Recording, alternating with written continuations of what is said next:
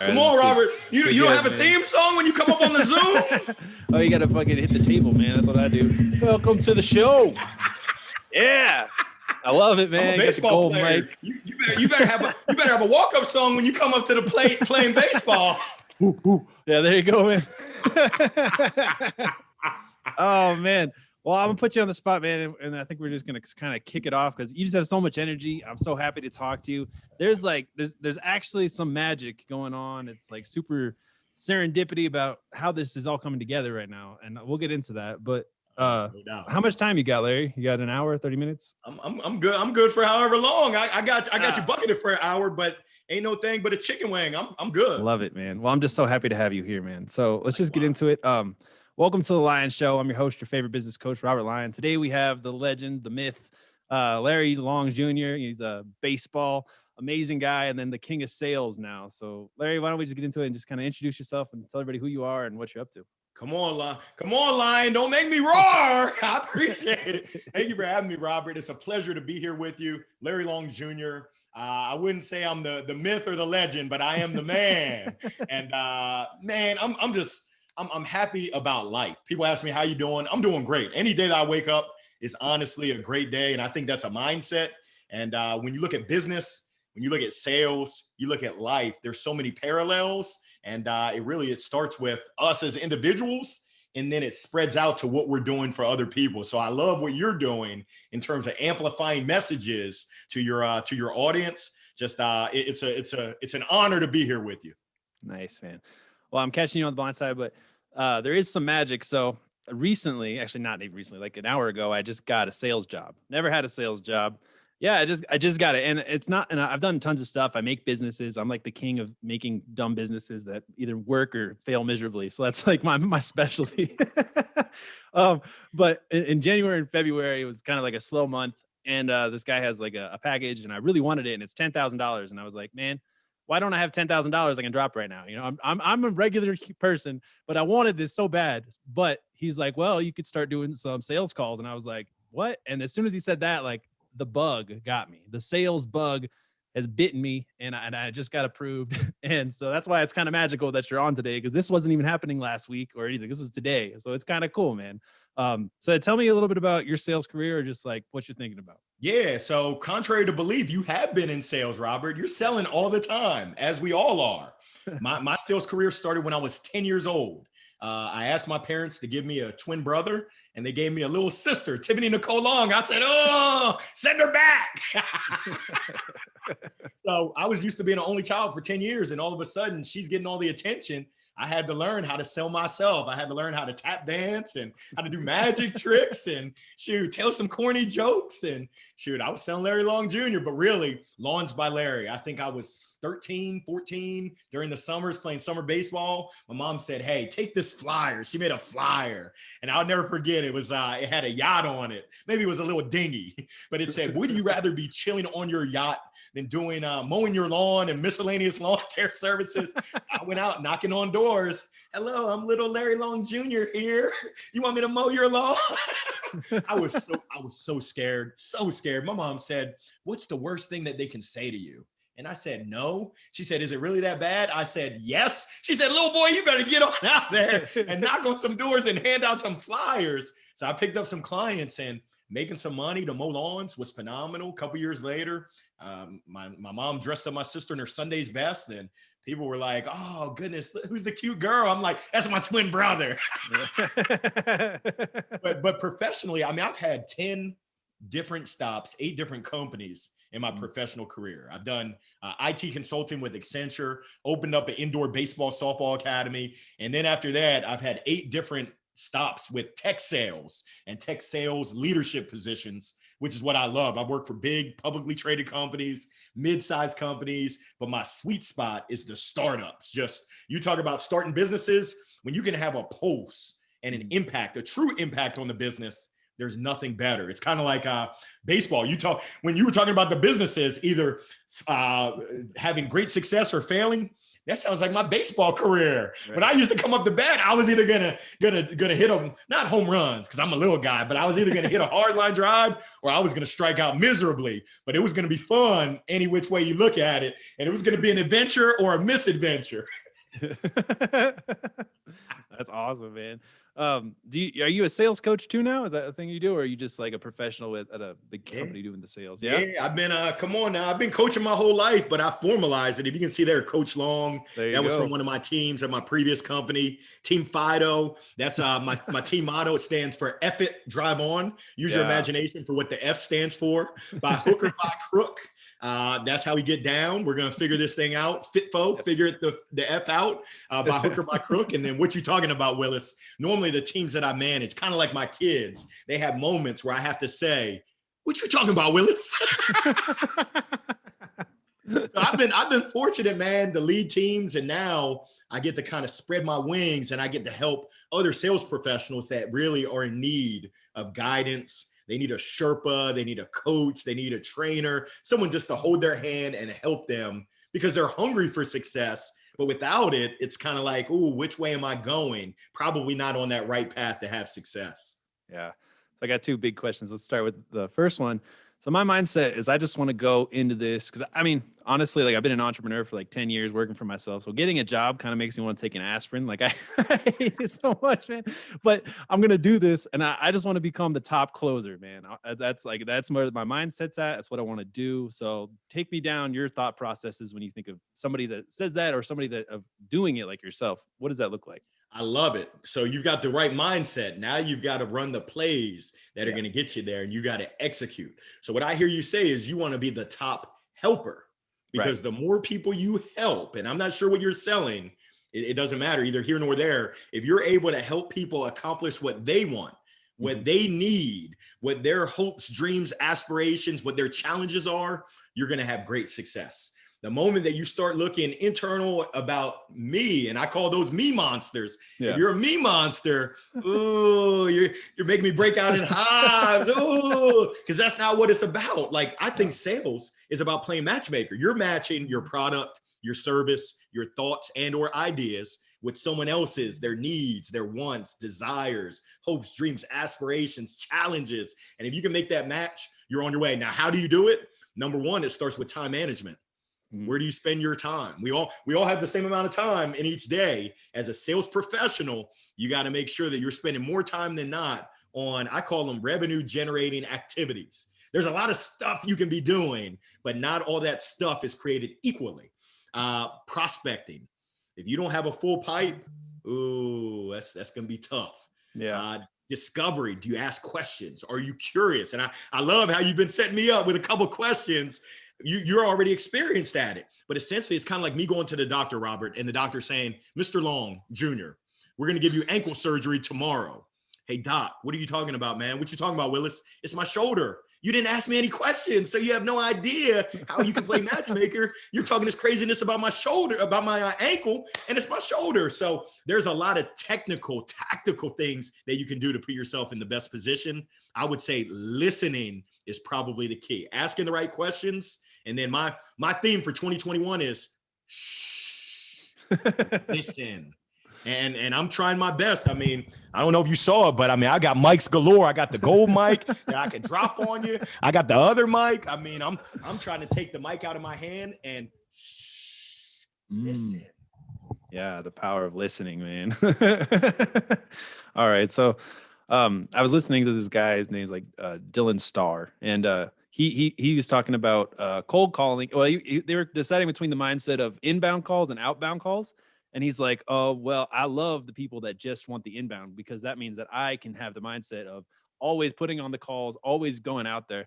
So I really want, we'll start with number one. It's like cold calling people scary, man. I'm weak. I don't know yet. I have it inside me. I say, oh, I'm a cold call everybody, but it's going to be scary. It's going to be weird. I've done it before. Haven't done it in a while. How do you get into that mindset like this? How do you get through all that? Curls. You got to do curls. Curl. That 500-pound phone is heavy, Robert. I mean, I'm rocking Adidas, but normally I'm a Nike guy. Like Nike said, you got to just do it. And how do you do it? My biggest advice, I don't know if Allen Iverson listens in to your show, but He said it best. Are we talking about practice? Practice? Yes, yeah. Alan, we're talking about practice, not the game. So I call it confidence building. Some people might call it role playing, but essentially bring, hello, this is Acme Company. This is Larry speaking. How may I help? Hello, this is Robert. How are you doing, Larry? I mean, essentially, when you're able to do the practice and you're able to get those reps in, now when it's game time and the lights are shining on you, you're just so much calmer. You're cooler, you're collected, and you're just smooth. Like, hey, what's going on, Larry? Is it raining where you're at? Now you're just smooth with it. You're having a conversation. Hey, this is why I'm calling you, and this is why I'm calling you right now. We're working with others, helping them with this, and this. Is that of interest to you? Now you give them the microphone, and they can either go two ways. Nope, I'm not interested. Click, or tell me more. I'm skeptical, but tell me more. And as a cold caller, you're really the wall is going up. Your job is to get that wall to come back down a little bit. It's going up. Oh, I got 30 more seconds. Bam. How do I play tennis, and how do I volley it to their side where they're holding the mic? The more you got them talking, loose lips sink ships. And essentially, you're able to gather what's important to them. What are their hopes, their dreams, their aspirations? Are they open to something new, or are they one track mind? Nope, not interested. Hey, Robert, I got $1 million check for you. Nope, I'm not interested. Didn't you hear me? I'm not interested. Don't ever call me again. Sorry. I mean, what do I say to that? I'll give you a quick story real quick. I was calling on CPAs and accountants, had a guy in New Jersey. He said, Larry, I got something for you. I said, oh, shucks, I'm about to book the meeting. I was hype. I was getting hype. He said, I want you to put on a pair of concrete shoes and jump off a bridge. I said, good, googly muggly. Someone must have pissed in his cornflakes this morning. He had a lot of anger. I said, gosh. I said, man, they didn't put this in our manual of how to overcome that objection. So I said, the first thing that came to me, halfway asking, halfway making a statement, I said, God bless you too. What do you say to that? Come on now. Right. Oh, that's great, man. That's too funny.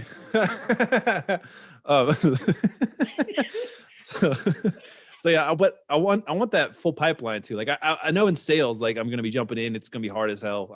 I'm okay with that. Yeah. But I love the idea of being able to have inbound and outbound calls so that I can actually maybe make a stable amount of income and hopefully excel, obviously, hopefully go buck wild with it. Robert, hope ain't a strategy. I think the great philosopher said either you do or you do not. There is no try. You're going to make it happen. So you're going to get in there, and your plan, just take it from me, your plan is that you're going to go outbound and you're going to hunt everything that you eat. The inbounds is going to be icing on the cake. You don't know me all too well, but I love sweets. I just got, shoot, I ain't lying. I just tore up these jelly beans. I'm like a kid in the candy store, and I got the resources to buy a bunch of candy. I'm trying to cut down, but essentially you're going to go out there, you're going to make it happen outbound, and then anything inbound is going to be gravy over the turkey. I mean, it's just sweet, but you're going to go out and make it happen and help as many people as you can. It's kind of like the story that I like to tell about Paul Revere.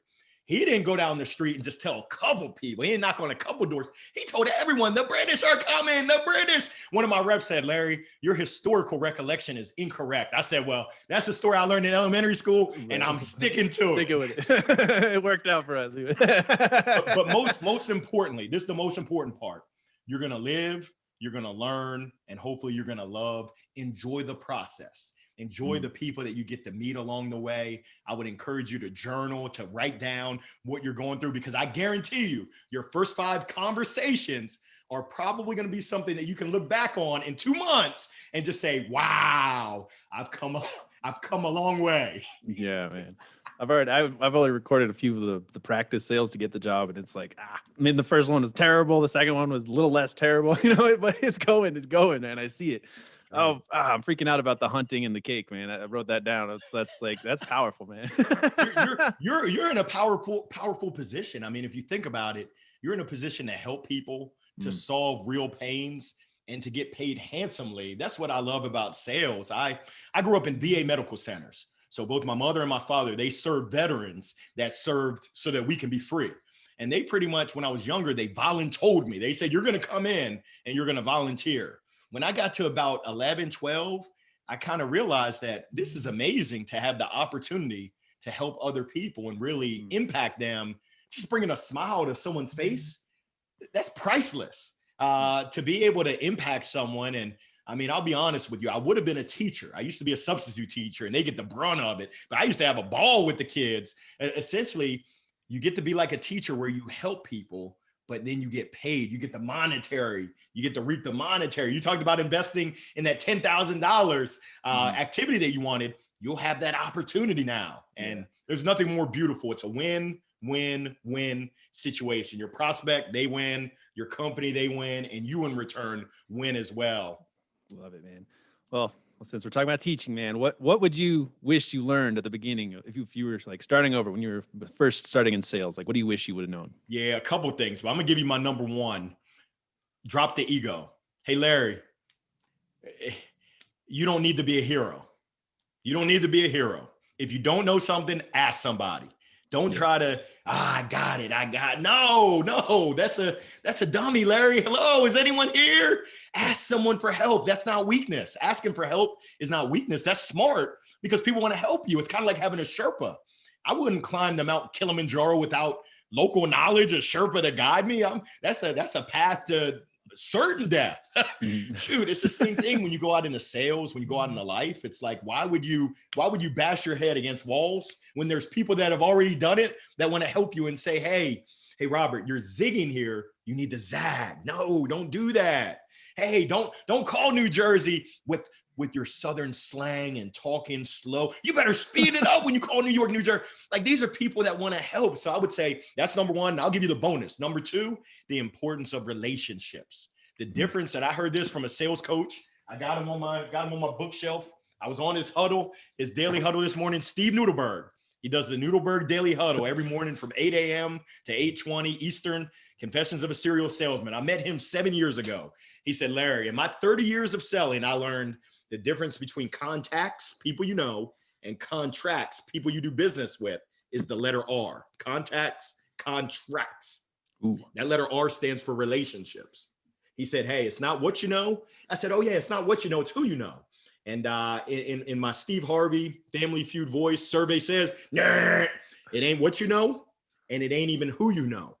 It's who knows you and who trusts you and who believes in you that really makes things happen. So I would say, Larry, forge as many strong relationships because people buy from folks that they know, that they like, and that they trust are going to deliver the value that's in their best interests. There's a thing called commission breath. And even a Tic Tac won't cure it. It's funky. You know it when you've been there. I've been there before when I went to the used car lot and we were looking for a minivan and it says to the guy who was trying to get us in a Ferrari. I'm like, dude, do you not hear what I'm saying? We got a kid on the way. I need a minivan, not a Ferrari. Like, ready to do a deal. It's like, no, it's like going to the mall. And I don't know if you've ever had this problem, but the person at the mall kiosk trying to squirt the lotion in my hand, it's like, no, I'm not Ashy Larry today. I'm moisturized. If you called me over the weekend, my elbows were ashy. I could have used you, but not today, not today. Right. Got to meet them where they're at, where they need it, and then be a go-giver, right? That's the thing. That's right. That's right. Young Jeezy, he's got a song, I'm a go-getter. I like a go-getter. I like that aggressiveness, but I love a go-giver. And shoot, what are you doing? Are you looking at all the books I got on my shelf? I'm seeing them right there. Picking it apart. I love it. Actually, it's a funny story. I got my manuscript over there. I'm writing on my own book. Who would have thunk it? Do it, man. I'll be your first purchase, man. I'll be the first one to buy it. I appreciate it. So sales is a skill, I think. Like, what are the best ways to practice or to get better? From the pro, I guess. What do you do? Yeah, get your reps in. Find a way to get your reps in. I talk to teams all the time. If you've got a teammate, there you go. Even if you don't have a teammate, find a family member, find a friend, let them know, hey, I want you to pretend that you're a business owner. I want you to pretend that you're whoever your prospect is. And I want you to be tough on me. And then I want you to give me honest feedback. That's the only way I can grow. If you glad hand and you say, oh, that was great. I mean, I'm taking my own medicine. I did a role play on Saturday. I'm training to be a professional speaker, to be a professional motivational speaker. We went through a role play. The guy who runs my mastermind, he was the meeting planner on the other side. And essentially he called me slipping. I started fumbling a couple times. I had to breathe. And then I had to get back to the basics of it ain't about me. Larry Long Jr., no one cares about Larry Long Jr. People care about their problems. So Mr. Meeting Planner, can I ask you, what is your team currently challenged with? Most teams I see right now are challenged with not having the physical interaction. Are you faced with that? What are you guys doing today in order to accommodate for those folks that feel like the walls are coming in and they're struggling? Do you have any programs today? Hey, that's where I come in and I give your team that jolt. I light y'all up. Are you open to it? And I'm going to listen to not just what you say, but how you say it. If you hesitate, I know that I'm probably not the right fit for your organization. Hey, here goes my information. Here goes my virtual card. Call me if I can ever help, but it just doesn't sound like the timing is right. On to the next one. If you're like, yes, this is what we're looking for. Woo, we're going to get that virtual DAP. Let's go ahead. What date, what time? Let's roll. Yeah. So you got to get the rep. You got to get the reps in. You got to practice and you got to find a way to practice. And then when you do go live, you want to record it if possible and go back. You want to play Monday morning quarterback. You want to go back to the tape and say, ooh, I should have zagged and I zigged. Larry told me. Awesome, man. So how do you think you get better at listening? This is just kind of my own thoughts. Like when I was in the calls, like I wish I would have listened to what they said a little better. Like I tried to write it down. I felt like I was just too slow. Do you think it's just reps? I'll get that. It's being intentional. And it's being intentional in all walks of life. I mean, I'll keep it real. I got to keep my voice down because my wife is right outside of there. But a lot of times my wife is talking, I hear, and I'm an expert. Oh, yeah. What did I just say to you? I don't know. Sorry, baby. I love you. But I was just shaking my head because I'm conditioned to. It's really being intentional and it's being present. I mean, I know for most people, we have these phones. If you're on the phone, that's good. But if you're not, close it and really be intentional on, I'm going to listen to understand. And I want to understand not just what you're saying, but what's behind it. What's the motivation? I'm going to be curious. When I look for sales reps, I look for confidence. I look for communication. I also look for care. Do you actually give a damn? And then I look for curiosity. I want people who are curious to know, hey, Robert, you told me this. Why is that? How long has that been? Hey, let me throw something out to you. Have you scratching your head at dinner tonight? Have you thought about maybe doing it this way? Would that have an impact on your life and on your business? And it's really just digging in. It's kind of like the doctor. Hey, Larry, you told me your shoulder, but let me get a little bit deeper and find out. Does it hurt when I go like that or when I go like that? Okay, how long has it been going on? Let me get even deeper. I'm going to do an MRI. So essentially, you've got to be a sales doctor. You got to figure out what's going on. Is it structural? Is it the muscles, the tendons? What's going on in there? And essentially, as long as you're serving that prospect, you're focused on their pain, you're going to be A-okay. Nice. Well, I got a couple more questions for me, all the audience members. I hope you're listening. I'm sorry, but let's get into the nitty gritty, man. So at the moment of like the price drop, how do you remain cool? Like, how do you keep your heart from like exploding and like freaking out? What is the secret, man? I can tell you, I'm going through this right now with my own business, and it's kind of it's having the courage to know your value and know your worth, and having the stories behind it to back you up. But your price is your price. There's no magic in pricing. When you go to the store, you want to buy a pound of grapes, you're going to pay what a pound of grapes is worth. It's the grocer is going to say, that's my price. If you don't like it, go pick your own grapes. So essentially, as long as I understand what your pain is, and I understand your motivation for, I'll give you the example, my shoulder. And essentially it's both my left shoulder, but really my right shoulder from throwing. The motivation is that, hey, I want to be able to throw with my son when he gets older without having pain. And what does that mean to me? It means the world. Like, I would cry if I couldn't throw with my son when he's older, because that's father-son bonding.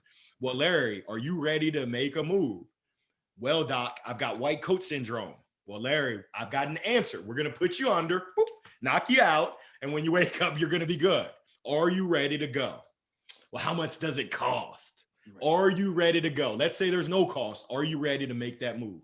Yes. It's $1 million. You told me that it's priceless for you to have father and son. That's my son back there. He's 11 now. Hurricane Trey. You told me it was priceless. So $1 million. but I'll give it to you today for 10,000. How does that sound? So you got to have fun. I mean, people are people. Most people understand that if you have something of value, that they're going to have to invest value in it.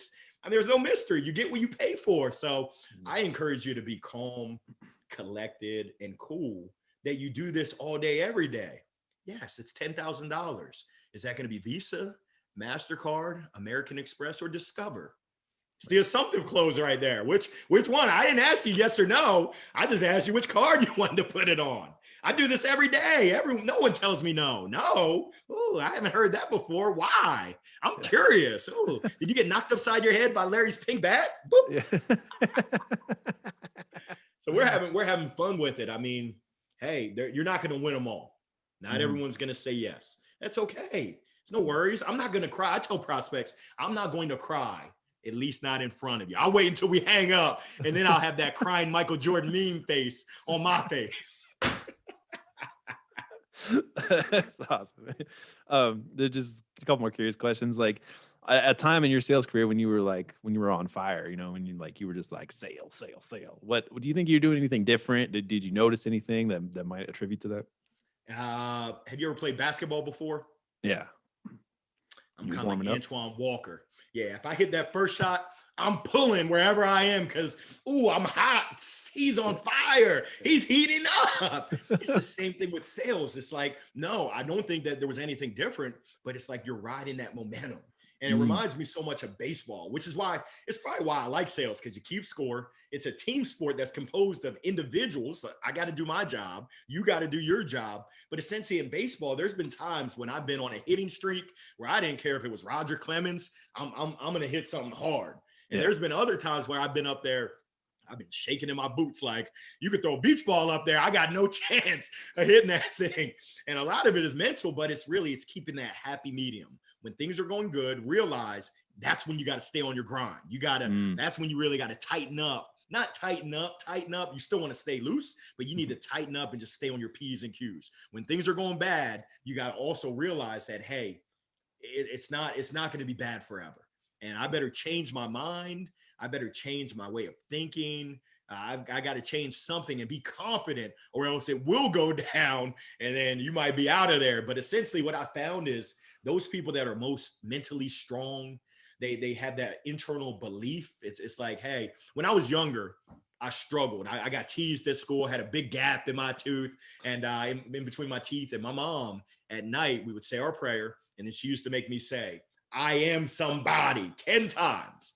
And as a youngster, when you say that 365 days, you actually start to believe I am somebody. So I'm giving you a little preview from the book, a little teaser. One of the takeaways and exercises is to shout out, to verbalize, I am somebody. Because if you say that and you say it and you say it, now all of a sudden you start to believe it. You start to feel it. It starts to come out, not just in your words, but your whole being. And people are like, Dad, he is somebody. It's like, I am. Yes, I am. Yeah, man, you're doing it. That's awesome, man. I just Googled Larry Long Jr., man. You're everywhere. You're blowing up. You're doing good shit. We trying to take over. There you go, man. That's awesome. So yeah, one more question for myself, I guess, but I don't want to put all my eggs in one basket of one closing opportunity. Like I got the bug. I want to keep that momentum as well. How do you go about that? Like finding the best places to close for, reaching out, influencers, all that noise. Like, what do you think about that? Yeah, I would encourage you to have a process. So if you sell someone, asking for referrals. Who do you know? Who should I be talking to? Hey, let's hop on a Zoom. Let me hit record and I'm just going to interview you. Hey, introduce yourself, kind of like we're doing in your show. Introduce yourself. Talk to me about what your process was like 3 months ago. Walk me through your process. What was your thought process in terms of why you moved over to us? What encouraged you to make that move? And I'll give you the gold mic for this one. Hey, how's the process been? How's it been working with us? Are we doing the daggone thing? Hey, do you mind if I use this recording so that I don't need to send people that want referrals over to you? I can just show them the Carfax. I can show them our videotape. Sure. Most people want to help other people. Now you've got your own real life success story. And we all know that stories not just story tell, but story sell. Now you've got the stories, not from your voice, but straight from the horse's mouth, straight from your prospect's mouth to be able to share with other prospects. But I would encourage you that you don't want to have all your one egg in one basket. You want to have multiple eggs in multiple baskets at different stages. Some people were just in the intro. Other people were going through the negotiation. Other people were right at that finish line, so that now you've got the opportunity to manage a pipeline. Some stuff is going to fall out of the pipeline. That's good. You want to have a healthy mix of big deals, mid-sized deals, small deals at different stages that you're working at different places, so that you've always got a steady. There's nothing worse than I've had reps that have had an awesome month and they stopped prospecting and they fell off the face. The next month they disappeared, just a goose egg. And then they would prospect and then they would come back another great month. Nah, let's smooth it out. While we're closing stuff, let's go ahead and still be prospecting stuff so that we can keep it going behind. That momentum, there's something about momentum that just can't be stopped. It's like a runaway train. Good luck stopping it. I think Diddy said it best. Can't stop, won't stop. And that's what you're trying to create as a sales professional. That momentum, can't stop, won't stop. Yeah, man, you just dropped some major nuggets. That's awesome. I love the idea of the process for everything. Do you have a process for everything? Is that kind of how you do your everything, all your stuff? I'd be lying if I said I have a process for everything. I don't, but I try to systematize some things because it just makes it easy. It's kind of like, I'd be lying if I said recipes and the ingredients, and I don't do well with cooking. I don't have enough patience, but my wife is from Argentina. She gets loose in the kitchen, but essentially you have recipes that allow you to freestyle. When you've got the recipe for how you handle after a demo, you do a demo and you already know what your process is, it gives you a little bit of freedom to kind of flex those freestyle muscles. Whereas if you're not tight on the process, it's kind of like, I'm trying to figure this one out. I don't know what the heck I'm going to do. It's like, nope, I know that after a demo, I'm going to go ahead and submit. I'm going to send an email with a summary email that summarizes the conversation. It outlines what they're supposed to do, what I'm going to do, and then it confirms the timeline as well as confirms, hey, Mr. and Mrs. Prospect, did I miss anything? I got in there. We're scheduled to follow up next Wednesday at 3:00. Look forward to it. And you're scheduled. You're looking to make a decision by the end of February, this Friday. Is that correct? So if knowing that that's my process, I know I can run the play. I know that Friday is the decision. I also know that, like most times, Friday, the decision isn't really going to happen. But now I have a reason to follow up, a reason to reach out and say, hey, is everything going okay on the decision? How can I serve you? What can I do to benefit you? Hey, I was just thinking from our conversation, I wanted to introduce you to my colleague. I don't get anything out of it, but it will benefit you because some of the challenges you mentioned, I can't solve, but I know someone who can. How you like me now? That's fire. So I'm all about the listener's success. We talked about my little sales thoughts. So what other tips that we might not have spoken about do you think has led to your success or could help others? Yeah, I mean, some of the keys to my success mindset, just that internal belief. It's that Fido. If you're living life, you're gonna fail. You're gonna have times where it's going to crash and burn. I mean, I say that my journey has been an adventure, more like a misadventure, but it's okay. I embrace that. Like the misadventures, those are stories that we can tell. I mean, these are stories, true stories. And it's like, yeah, it's painful short term, but you learn from it and you say, I'm not going to let that happen again. And hopefully I can pass that along to someone so they don't do it again. So I would say my mindset, my positive mindset, my growth mindset, my servant mindset of serving others first before I serve myself has helped.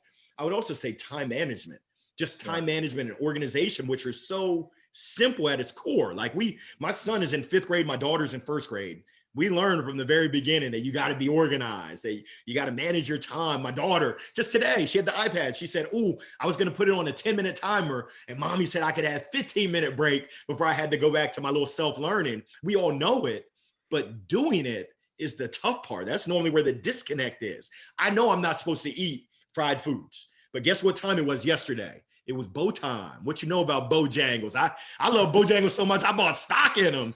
My doctor told me you're going to die a lot earlier if you keep eating fried chicken. And I'm like, say that again, doc. Yeah. Oh, well, it's Mindset Monday. That's what I got going on. So let's dig a little bit into that, man. How how are you like shifting your mindset, or what is the mindset of you think of a winner, or whatever works for you? Yeah, it's really that internal belief. I mean, Henry Ford, he's got a quote: whether you think you can or whether you think you can't, you're right.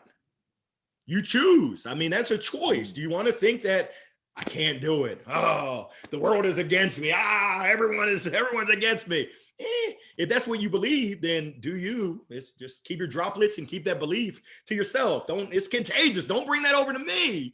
Essentially, I'm trying to surround myself with positive, encouraging, but also butt kicking. I'll be honest, my wife is the biggest butt kicker out there. She's like, ugh, you were supposed to get this done last week. She called me out last night. I have it on my board. There were a couple things I was supposed to do with my website and my one pager. She was like, you missed your deadline. I said, sorry. Happy wife, happy life. I'm working on it tonight. I'll be up working on it. So really, mindset is everything. You got to have, and you can't see it, but my wife just came in. She came in and gave me that stare. Yeah. Blink twice if you need help. Run. Yeah, that's what. I'm just being serious. Yeah. Oh man, well, you're so positive, man. You got so much energy. So I want to know. She's lurking. Oh man, you stay on them. You're doing good. Oh, don't tell her that. Oh man, I thought we were boys. You set me up. You got me blushing happy, over man. Here. I'm about to turn purple. Oh, so funny. Oh man. Well, see, what I was gonna say is, what's something that you're excited about, man? What do you got going on right now that you're pumped about? Yeah, I'll be honest with you. So my goal, and this wasn't coming into 2021. It was about mid 2021. I said, hey, what does success look like for me this year? I said, I want to impact 1,000 individuals' lives for the positive. And then I ran the numbers because we keep score. And I said, 83.3 per month. That doesn't quite sound right. So I upped the ante a little bit, 85 per month, 1,020 individuals that I'm going to impact for the whole year. I'm happy to report, where's my number? I think I finished up January with 126. So I'm ahead of schedule. And essentially that's a true impact directly of individual lives for the positive. So that's what I'm striving for every day. Martin Luther King Jr. has a quote that says, life's most urgent and persistent question is, what are you doing to help others? And I ask myself that every day when I wake up. Hey, Larry Long Jr., look in the mirror. What are you doing to help others? So I'm very intentional with where I spend my time and what I'm doing to help others. Now, to help others, I got to make sure I help myself, my MBS, my mind, my body, and my soul. My next priority is making sure that my wife and making sure my kids, they're in a good place, mind, body, and soul. After that, it's time to go to work. It's time to go. Who can I impact? So I encourage any of your listeners, any of your viewers, if I can help you, do not hesitate to reach out to me on LinkedIn, Larry Long Jr. I got the smile for a mile. I got the face for radio. You'll be like, yep, I recognize that guy. That's what I'm working on. I love it, man. So I'm getting like real into just networking and trying to like connect people and bring everybody together and everything like that. What tips do you have? Like, it's just like sales. You got to get over it. You just got to get in there and try and help, right? What do you think about when you're trying to build a massive network, stay in contact? Cause that's what I don't want. Like I get to meet all these amazing people. I want to stay in contact and I want to provide value. What do you think about it? Yeah, I think you're on the right path with the want. Now, how do you execute it? And you also have to realize that you can't meet everybody.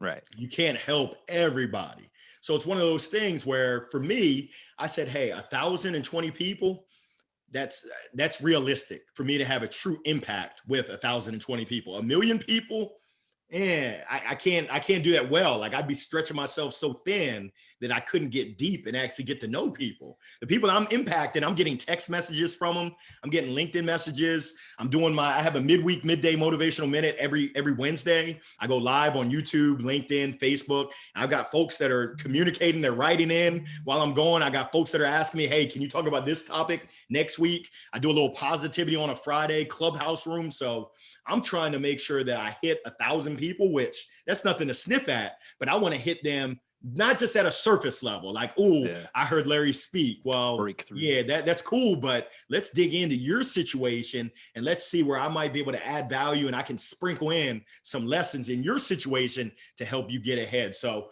networking, we all know that your network is your net worth, but really, are you authentic and do you really care about people? Because people are people. They can smell BS from a mile away. They can tell whether you seriously care about them or if you really care about, all you care about is you. And it's kind of like commission breath. When you're a me monster, it doesn't smell very good. It kind of smells like that funky fertilizer, which relationships require. You got to get water. It's kind of like gardening, water. You got to get sunlight. Sometimes you got to roll up your sleeve and put down the manure, but no one likes that funky stuff where it's like, ooh, something just stinks. He doesn't really care about me. She doesn't really care about me. They're just looking out for their self-serving interests, and that ain't good. Yeah. So I help a lot of business owners, and I've been trying to help a lot of business owners break through the selling of like the cheap products and really kind of focus on the high ticket products. So I'm wondering if you have any advice on either, high ticket packaging or just selling more high ticket products. Yeah, going enterprise, at least on the software side, we call it going upstream to enterprise. Yeah. What I found, and this is just my experience, is that it still requires the same amount of effort to sell something smaller than it does bigger. So it's like, yeah, why wouldn't you go upstream? But I would say that there's a balance. You don't want to forget about either the mid-size or the SMB, because the bigger deals take a lot longer time. And if you miss, you only get one chance. You miss, you're putting up an offer. Whereas if you miss, but you still have the mid-size rocks, you still got the little pebbles, now you're still putting numbers up on the scoreboard and you're good. You're able to maintain until that big one comes around next year. 18 months from now, bam, you get the big one. It's like, hey, we're still eating. We still got the middle and the little ones. Now the big one hits, then you get that momentum, because the big ones, they know other big ones. Hey, can you introduce me to so-and-so? Who else should we be talking to? And when you get the big ones, the middle size say, we want to be big. Oh yeah, well, if you want to be big, you got to come with us. Come on now. Yeah, let me show you this. Let me show you this Zoom recording about what they said. Yeah, that's the playbook for you. Here goes the playbook. I'm helping you to run the play, but you got to execute. Are you ready to go? Ready to get started? Let's roll. So I hear where you're coming from in terms of helping. It sounds like to diversify that pricing mix, to not just be to live and die at the small. Not just live and die in the middle, but let's get some small, let's get some middle, let's get some big. I feel like I'm talking about crabs. I'm originally from Maryland. It's like, yeah, I don't want the little, give me the big ones. The big one. Yeah, no, it'll just help their business so much, because if you get one big sale organically too, then your whole business, and you can hire, you can grow. And if they just stay playing the small game, they're just going to fail. But they have there's like a mental block when it comes to selling high ticket and selling what you're worth. So I think it's just interesting to I love what you're doing, being that you're having that impact on business owners who need it. I have a good colleague of mine who works for it's an organization under the SBA, Small Business Administration. And during this time, there's a lot of business owners that are challenged and they're looking for help. They're waving the white flag saying, someone help me. And I've been there before. When I had my baseball academy, I knew numbers, home runs, batting averages, stolen bases, RBIs. When it came to the income statement, the balance sheet, the statement of cash flows, parlez-vous français? It looked like French to me, and I don't speak French. I was in trouble, and there wasn't really help. We did not do a good job of finding the help that we needed, and we ended up failing, unfortunately. So I'm on a mission to help other business owners not end up like me. You want to be like Mike. You don't want to be like Larry when it comes to that business. But I'm getting back on the horse again. We're going to run it back again. And I'm going to make sure I understand my income statement, my balance sheet, and my statement of cash flows to make sure I can keep the lights on. Right. Staying focused. Oh man. Well, thank you so much for coming on today, man. You got so much energy. You're so positive. I got one more question for you, but why don't you tell everybody the best places to find you online and get in contact with you? Yeah. So I got a YouTube page, Larry Long Jr. Best place to find me. I'm on Instagram. I'm on Facebook. I'm on Twitter, but LinkedIn is my jam. That's the sandbox that I play in best. And that's kind of my comfort zone. I told my son I was going to create a TikTok account. He said, don't do it, Dad. You don't know how to dance. I said, watch me. I haven't done it yet because those dance moves aren't ready to go out to the widespread world. But eventually I'm going to get my TikTok on. Watch out now. You should get on there, man. TikTok is ridiculous. As stupid as it is, man, you get a lot of organic. It's pretty wild. Yeah, he's on that thing all day, every day. I'm like, Yeah. come on, man, get back to class. That's the other problem, though. It's so addictive. They did it right, man. The software company, they'll latch onto your brain and they're like, oh, you're going to just give you dopamine until you're broken. Shenanigans in. So the question that I'm asking everybody that comes on the show is what motivates you, or what is motivation? Yeah, I mean, my motivation, I lost my father 5.5 years ago. He grew up in the inner city projects of Baltimore City, and he sacrificed so much. He did so much to support my family, support me, and that's my motivation. I don't want to let my father down. I don't want to let my mom down, my wife and kids, my friends and family, my colleagues. Like, there's a lot, and that's my motivation. When I get up, that's why I do what I do, is to make them proud, but also to impact people. There's so many people that want to be impacted. They're just hoping, please, I need someone to help me. I need that extra oomph. I need someone to believe in me. I want to be that. I want to be that to other folks, because I've been blessed. I mean, just you and I talking right here, that's a blessing for me. And I mean, I'm so appreciative that you would even ask me to come on. And I mean, I'm fortunate, and I'm just super excited to be here. So that's my motivation. What do I consider? Everyone has their own motivation, I hope. Something that, I guess you call it your why, something that really gets folks excited, and it allows them to do what they do on a daily basis. You've got to find it. If you don't have it, you got to find it. It takes work. It might change, but for me, it's just holding it down for my family, my friends, making sure I represent my faith in the best, excellent way that I possibly can, and hopefully pass it along to others. I'm gonna keep my droplets to myself, but I'm gonna pass along all the good stuff. I think that's awesome, man. You got any last minute thoughts on some sales tips, or just helping people in sales careers and things like that? Yeah, stay focused on, be a you monster. I don't know if y'all listen to music. My favorite radio station is on your FM dial, WIIFM. That's What's In It For Me radio station. It's not on Pandora. It's not on Spotify. It's on your FM dial. That's what your prospects and your clients are asking every time that they interact with you. With them, what's in it for me? Hey, Larry, that sounds great, but I don't care. I really don't care about your quota. I don't care how you think you're the best. What's in it for me? And if you can answer that each and every interaction, you're gonna have a big old smile on your face. Take it from me. But when you start looking at what's in it for you, that stinks. It's funky. Don't do it. Yeah. Figure out what they want, what their pain points are, and then create the package and just tell them this is how much it is. And then, yeah, man, I'm digging it. I got the bug. It was really, really magical just to be able to talk to you today, man. Like, I don't have too many people all about sales on here. And then the fact that I just got the okay to start doing this with this guy, and then I get to talk to you, man. It's just, we recorded magic today. That's what it was. Man, thank you. I'm appreciative that you would even host me on your show, and thank you. Yeah. I'm going to encourage everybody to go reach out to Larry on LinkedIn. He does awesome stuff. I was also watching your YouTube, man, your little 30 minutes motivation. Got me pumped up, man. I was fired up for this thing. So I appreciate you, man. The pleasure is all mine. Pleasure is all mine. And please let me know if there's ever anything I can do to help you. And I'm thankful for Sherry putting us in touch. That was awesome that Sherry made that connection. Yeah, man. That's what it's all about. So it's up to you and I. Let's pass it along. Yeah, man. Keep it going. The momentum we're building. All right. Thank you, everybody, for listening. I really appreciate you investing the time today. Be sure to like and share, and then share this with another friend of yours that you think could learn some stuff about sales, or just learn anything from our show. And thank you very much. Until next time.